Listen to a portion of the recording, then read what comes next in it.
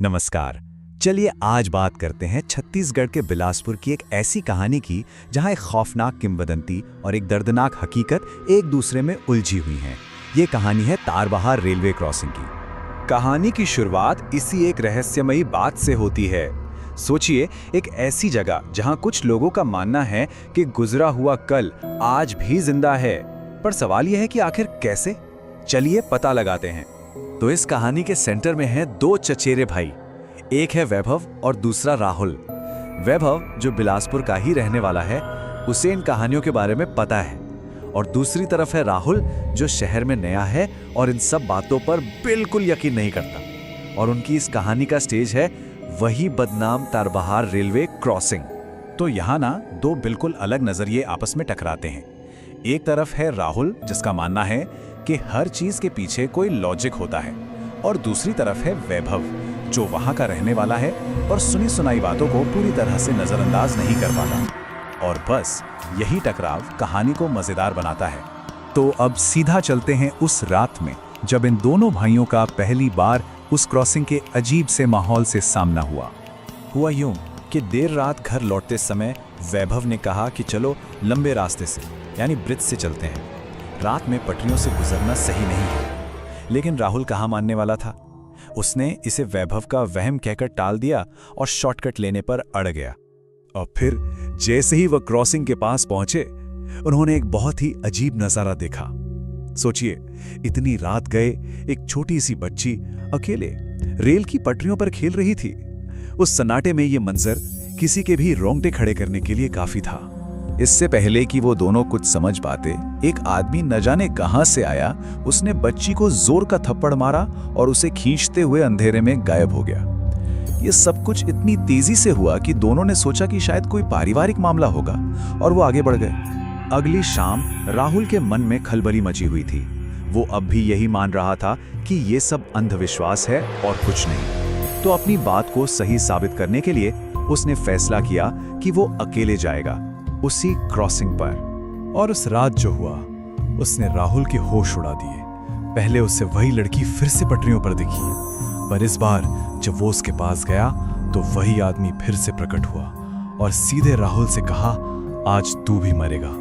और अचानक पूरी पटरी पर न जाने कहां से दर्जनों लोग आकर बैठ गए। राहुल कुछ समझ पाता इससे पहले ही एक तेज रफ्तार ट्रेन आई और उन सब के आर पार निकल गई।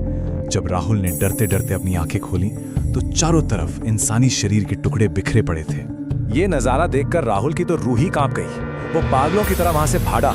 घर पहुंचते पहुंचते उसका पूरा शरीर डर से कांप रहा था और उसे तेज बुखार चढ़ गया। उसका सारा लॉजिक, सारा विश्वास एक ही झटके में हवा हो गया था। 1 मिनट के लिए रुकते हैं। राहुल ने जो देखा, क्या वो वाकई में हुआ था या ये बस उसके दिमाग का वहम था जो डर से पैदा हुआ?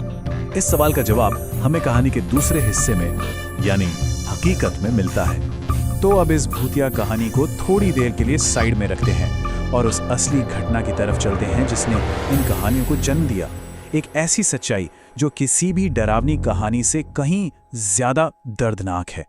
ये नंबर देखिए, 18।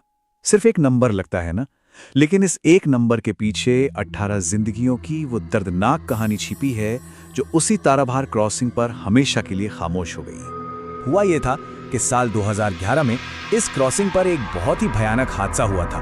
रेलवे फाटक बंद होने के बावजूद कई लोग जल्दी निकलने के चक्कर में पटरियों को पार कर रहे थे, और तभी एक तेज रफ्तार ट्रेन ने 18 लोगों को अपनी चपेट में ले लिया। और यहीं से पता चलता है कि कैसे एक असली हादसा एक लोक कथा बन जाता है। इस भयानक एक्सीडेंट के कुछ ही दिनों बाद आसपास के लोगों ने कहना शुरू कर दिया कि उन्हें वहां अजीब अजीब आवाजें सुनाई देती हैं, परछाइयां दिखती हैं, और बस यहीं से तारबहार क्रॉसिंग की भूतिया कहानियों का सिलसिला शुरू हो गया। तो सवाल ये है कि आज की तारीख में इस क्रॉसिंग की क्या सच्चाई है? क्या वहां वाकई कुछ है या ये सिर्फ एक दर्दनाक हादसे की याद है जो लोगों के मन में बसी हुई है? इसको लेकर भी लोगों की राय बटी हुई है। कुछ लोग हैं जो आज भी दावा करते हैं कि उन्होंने वहां परछाइयां देखी हैं और चीखें सुनी हैं, जैसे वो भयानक हादसा बार बार उनकी आंखों के सामने हो रहा हो। लेकिन वही दूसरी तरफ हजारों लोग हैं जो रोज उसी क्रॉसिंग से गुजरते हैं, रात बेरात भी, और उनका कहना है कि उन्हें कभी कुछ भी असामान्य महसूस नहीं हुआ। तो आखिर में सवाल ये उठता है क्या ऐसी कहानियां सिर्फ अंधविश्वास हैं या फिर ये समाज का एक तरीका है उन त्रासदियों को याद रखने का जिन्हें हम शायद वक्त के साथ भूल जाते?